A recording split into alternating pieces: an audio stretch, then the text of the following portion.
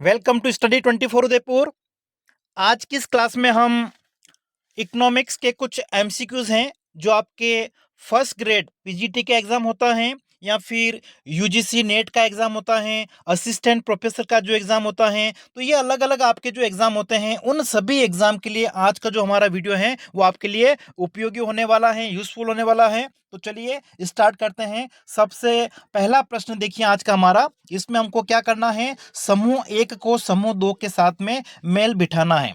सबसे पहले आपको दे रखा है प्रगटित अधिमान सिद्धांत, जो आपकी रिवेल्ड प्रेफरेंस थ्योरी है। तो रिवेल्ड प्रेफरेंस थ्योरी जो है आपकी वो दी गई थी 1938 में। किसके द्वारा दी गई थी? सैमुअल्सन के द्वारा। तो सबसे पहले आपका आना चाहिए तीसरा। अच्छा, इस थ्योरी में हम क्या पढ़ते हैं? जो आपका प्रकट अधिमान सिद्धांत है, रिवेल्ड प्रेफरेंस थ्योरी, उसमें क्या बताया जाता है कि जब उपभोक्ता के पास में बहुत सारे विकल्प होते हैं, ठीक है, तो उसमें से वो बहुत सारे विकल्पों पर विचार नहीं करके किस पे विचार करता है? किसी एक विकल्प पर विचार करता है जो वो वास्तव में खरीदता है। मतलब अन्य की तुलना में जिसको वो अधिमान देता है, जिसको वो वास्तव में खरीदता है, उस पर विचार करता है। ये आपका व्यवहारिक सिद्धांत होता है। किसके द्वारा दिया गया था? सैमुअल्सन के द्वारा 1938 में। उसके बाद में देखिए अतिरिक्त मूल्य, जो आपकी सरप्लस वैल्यू है, वो किसके साथ में संबंधित है? कार्ल मार्क्स के साथ में संबंधित है। सरप्लस वैल्यू का मतलब क्या हो गया कि जो उत्पादक उत्पादन करते हैं, उस उत्पादन को बेचने से जो राशि प्राप्त होती है, उसमें से अगर जो आपका लेबर है, श्रमिक हैं, उनको अगर वेजेस दे दी जाए, मजदूरी का भुगतान कर दिया जाए, तो उसके बाद में जो शेष बचेगा उसको कार्ल मार्क्स ने क्या कहा है? सरप्लस वैल्यू कहा है, अतिरिक्त मूल्य कहा है। उसके बाद में देखिए आपका विंकुचित मांग वक्र, ठीक है, विंकुचित मांग वक्र, इसको हम कहते हैं किंग्ड डिमांड कर्व। ये जो कॉन्सेप्ट है वो किसके द्वारा दिया गया था? पोल स्विजी के द्वारा दिया गया था। ठीक है, किंग्ड डिमांड कर्व आपका किसके साथ में संबंधित है? पोल स्विजी के साथ में। और उसके बाद में लास्ट आपका दे रखा डी में नियंत्रित परमानंद बिंदु, कांस्टेंट ब्लिस, ठीक है, पॉइंट ऑफ ब्लिस जिसको हम कहते हैं,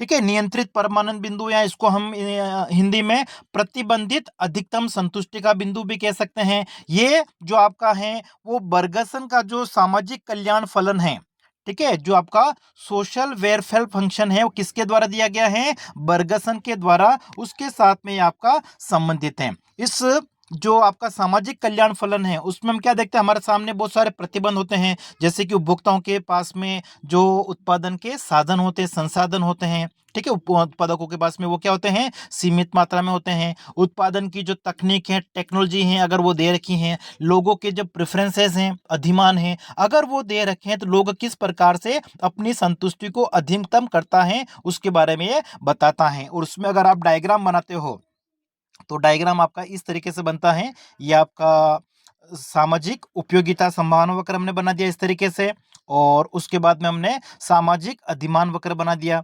दोनों इस बिंदु पर टच कर रहे थे। ये जो बिंदु आपका है उसको हम क्या कहते हैं? कांस्टेंट ब्लिस, ठीक है, हिंदी में इसको हम कहते हैं प्रतिबंधित अधिकतम संतुष्टि का बिंदु या नियंत्रित परमानंद बिंदु। तो ये आपका किसके साथ में संबंधित है? ये आपका बर्गसन के साथ में संबंधित है। तो इस तरीके से आपको यहाँ पे मिलान करना है। तो ये आपका हो गया है पहला क्वेश्चन। उसके बाद में देखिए सेकंड आपका, उपभोग की गैर प्रतिद्वंदी वस्तुओं को कहते हैं नॉन राइवल गुड्स, ठीक है, नॉन राइवल गुड्स आपकी क्या होती हैं? तो देखिए जब हम पब्लिक गुड्स की बात करते हैं, सार्वजनिक वस्तुओं की बात करते हैं, तो सार्वजनिक वस्तुओं में दो विशेषताएं पाई जाती हैं। फर्स्ट आपकी कौन सी है? गैर प्रतिद्वंदी, या इसको हम कहते हैं नॉन राइवल। इसका मतलब क्या हुआ कि किसी वस्तु का अगर प्रयोग किया जाता है किसी उपभोक्ता के द्वारा, तो दूसरों के लिए उसकी जो उपलब्धता है उसमें कमी नहीं आती है। जैसे कि आप टेलीविजन देख रहे हो, टेलीविजन में आप आपका एक कोई शो देख रहे हो, तो उस शो को अगर आप देखते हो तो दूसरे लोग भी उसी समय उस शो को देख सकते हैं। मतलब ऐसा नहीं कि आपने उस शो को देख लिया तो दूसरे लोग उसको नहीं देख पाएंगे, ऐसा नहीं होता है। या जैसे कि आप जो रोड लाइटें होती है, स्ट्रीट लाइट, ठीक है, उसका प्रयोग अगर एक व्यक्ति कर रहा है तो दूसरा व्यक्ति भी उतनी ही मात्रा में उसका प्रयोग कर सकता है। उसके लिए उस वस्तु की जो उपलब्धता है उसमें कमी नहीं आती है। तो ये विशेषता आपको किस में देखने को मिलती है? सार्वजनिक वस्तु में, पब्लिक गुड्स में। अच्छा, पब्लिक गुड्स की अगर हम बात करें तो इसमें मुख्य रूप से एक विशेषता आपकी हो गई गैर प्रतिद्वंदी, नॉन राइवल। दूसरी विशेषता इसमें एक और कौन सी है? गैर अपवर्जन, ठीक है, जिसको हम कहते हैं नॉन एक्सक्लूडेबल। इसका मतलब क्या हो गया कि किसी वस्तु का प्रयोग करने से, मतलब सार्वजनिक वस्तु होती है ना जिनका प्रयोग करने से हम किसी व्यक्ति को रोक नहीं सकते हैं। जैसे कि अगर आप सड़क का प्रयोग कर रहे हो तो सड़क का प्रयोग एक व्यक्ति अगर पैदल चलने के लिए कर रहा है, एक व्यक्ति कार चलाने के लिए कर रहा है, बाइक चलाने के लिए कर रहा है, इसका मतलब क्या हुआ कि किसी व्यक्ति को हम उस वस्तु का प्रयोग करने से रोक नहीं सकते हैं। तो ये विशेषता आपको क्या कहलाती है? गैर अपवर्जन कहलाती है, नॉन एक्सक्लूडेबल कहलाती हैं। और दोनों किस में देखने को मिलती हैं? सार्वजनिक वस्तुओं में। तो यहाँ पे आपका जो करेक्ट आंसर हो जाएगा ऑप्शन सी। अगला देखिए, जब एक प्रतियोगी फर्म उत्पादन बाजार में दीर्घकालीन संतुलन प्राप्त करती हैं। देखिए, प्रतियोगी फर्म मतलब जो परफेक्ट कॉम्पिटिटिव फर्म होती है उसके बारे में है, ठीक है। पूर्ण प्रतियोगिता की स्थिति में, परफेक्ट कंपटीशन में जो लॉन्ग रन इक्विलिब्रियम है उसमें दो शर्तें होती है। दो शर्तें कौन सी होती हैं? फर्स्ट शर्त तो आपकी है कि जो प्राइस है, वस्तु की जो कीमत है वो किसके बराबर होनी चाहिए? मार्जिनल कॉस्ट के, सीमांत लागत के बराबर होनी चाहिए। और दूसरा है कि जो प्राइस है, वस्तु की कीमत है, वो एवरेज कॉस्ट के बराबर होनी चाहिए। मतलब एवरेज कॉस्ट और मार्जिनल कॉस्ट दोनों प्राइस के इक्वल होना चाहिए, ठीक है। अच्छा, साथ में अगर हम देखें तो जो उद्योग की अगर बात कर लोगे तो उद्योग में भी हम क्या देखते हैं? प्राइस जो है वो लॉन्ग रन मार्जिनल कॉस्ट और लॉन्ग रन एवरेज कॉस्ट के बराबर होनी चाहिए, ठीक है। जब उद्योग की आप बात करोगे तो वस्तु की कीमत दीर्घकालीन औसत लागत और दीर्घकालीन सीमांत लागत के बराबर होने चाहिए। तो यहाँ पे देखिए, ये ऑप्शन में आपको नहीं दे रखा है। तो एक बात आपको याद रखनी चाहिए कि जो परफेक्ट कंपटीशन होता है, पूर्ण प्रतियोगिता, उसमें क्या होता है? जो प्राइस होती है वो सीमांत आगम, मार्जिनल रेवेन्यू, और सीमांत आगम, सॉरी, औसत आगम, एवरेज रेवेन्यू के भी क्या होती हैं? बराबर होती हैं। तो इस आधार पर अगर आप देखोगे तो प्राइस और एमआर बराबर होते हैं। और एमआर जो है वो आपके किसके बराबर होना चाहिए? औसत लागत के बराबर होना चाहिए। मतलब एक पूर्ण प्रतियोगिता की स्थिति में परफेक्ट कॉम्पिटिटिव जो फर्म है, पूर्ण प्रतियोगी फर्म, वो दीर्घकालीन औसत लागत वक्र के न्यूनतम बिंदु पर उत्पादन करेगी, ठीक है। तो इस हिसाब से अगर देखोगे तो आपका जो करेक्ट आंसर है वो कौन सा हो जाएगा? ऑप्शन हमारा बी। अगला देखिए, अल्पाधिकार के स्वीजी मॉडल के अंतर्गत मांग में वृद्धि मांग वक्र के ऊपरी भाग को क्या बनाएगी? ठीक है, स्वीजी मॉडल की अगर हम बात करें तो इसमें जब वस्तु की अगर मांग बढ़ती है, ठीक है, वस्तु की अगर मांग बढ़ेगी तो वस्तु की मांग बढ़ने से उस वस्तु की जो कीमत है वो स्थिर नहीं रहेगी, ठीक है। स्वीजी का मॉडल क्या मानता है कि जब अर्थव्यवस्था में किसी वस्तु की मांग बढ़ती है तो उस वस्तु की कीमत स्थिर नहीं रहेगी। क्या संभावना होगी? कि उस वस्तु की जो कीमत है वो भी क्या होगी? बढ़ेगी, ठीक है। वस्तु की कीमत बढ़ने की संभावना होती है। और अल्पाधिकारी सोचता है कि कीमत बढ़ने पर उसका जो प्रतिद्वंदी अगर वो भी उसका अनुसरण करेगा तो इस स्थिति में मांग वक्र जो है वो क्या हो जाएगा? आपका कम लोचदार होगा, ठीक है। मांग वक्र कैसा होगा? कम लोचदार, मांग के ऊपर ज्यादा प्रभाव नहीं पड़ेगा। तो यहाँ पे आपका जो करेक्ट आंसर हो जाएगा ऑप्शन हमारा बी। अगला देखिए, यह कथन कि कल्याणकारी अर्थशास्त्र का क्षतिपूर्ति सिद्धांत, ठीक है, वेलफेयर इकोनॉमिक्स की अगर हम बात करें तो उसमें आपकी जो कंपेंसेट थ्योरी है, काल्डर की हो गई, हिक्स की हो गई है, ठीक है। तो जो क्षतिपूर्ति सिद्धांत है उसमें विरोधी निष्कर्ष दे सकता है, ठीक है। ये आपका किसने बताया था? जो आपका सिटोवस्की विरोधाभास है, सिटोवस्की पैराडॉक्स जिसको हम कहते हैं। तो विरोधाभास, विरोधी निष्कर्ष दे सकता है, इसका जो नाम है वो किसके साथ में जुड़ा हुआ है? सिटोवस्की के साथ में जुड़ा हुआ है। तो यहाँ पे आपका जो ए ऑप्शन है वो सही हो जाएगा,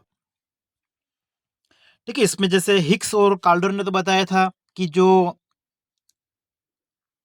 आपका जो कल्याण है, ठीक है, अगर वो कोई उपभोक्ता इस बिंदु पे है उपयोगिता संभावना वक्र के, और वो उपयोगिता संभावना वक्र की सी जैसे इस बिंदु पे है, अगर वो यहाँ पे चला जाए, ठीक है, तो भी क्या होगा? कल्याण हो सकता है। ये किसका मानना था? हिक्स का मानना था, कार्डोर का मानना था। जो ये आपके परेटो अनुकूलतम बिंदु है, जैसे देखो इसके बीच में ये आपका जो ए और बी है, इसके बीच में तो आपके कौन से होते हैं? परेटो अनुकूलतम बिंदु होते हैं। लेकिन इसके अलावा भी अगर ऊपर वाले वक्र पर कोई बिंदु स्थित है तो वो कार्डोर और हिक्स ने बताए थे कि अगर एक व्यक्ति को लाभ होता है, दूसरे व्यक्ति को हानि होती है, तो हानि होने वाले व्यक्ति की अगर क्षतिपूर्ति कर दी जाए लाभ वाले व्यक्ति से, तो इस स्थिति में उसका भी कल्याण यहाँ पे हो सकता है। ठीक है, कार्ल हिक्स ने माना था, लेकिन इसका जो आलोचना है वो किसके द्वारा की गई थी? सिटोवस्की के द्वारा। और सिटोवस्की ने इसको एक अलग वक्रों के द्वारा दर्शाया। ठीक है, जो उपयोगिता संभावना वक्र है, एक उन्होंने उपयोगिता संभावना वक्र ये लिया है और एक उपयोगिता संभावना वक्र इस प्रकार लिया है। और माना कि यहाँ पे कोई सी बिंदु है,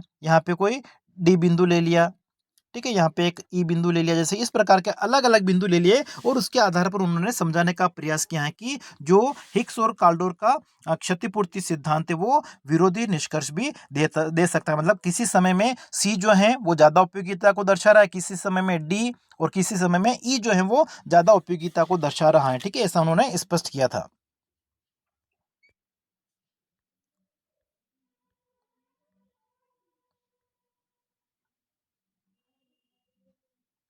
ठीक है, अगला देखिए, निम्न में से कौन सा कारक एक अल्पाधिकारी उद्योग में अन्य फर्मों के प्रवेश को बाधित नहीं करेगा? ठीक है, अल्पाधिकार में फर्मों की संख्या क्या होती है? कम होती है। तो कोई फर्म अगर नई एंट्री करना चाहती है मार्केट में, तो इनमें से कौन सा कारक जो है वो बाधित नहीं करेगा?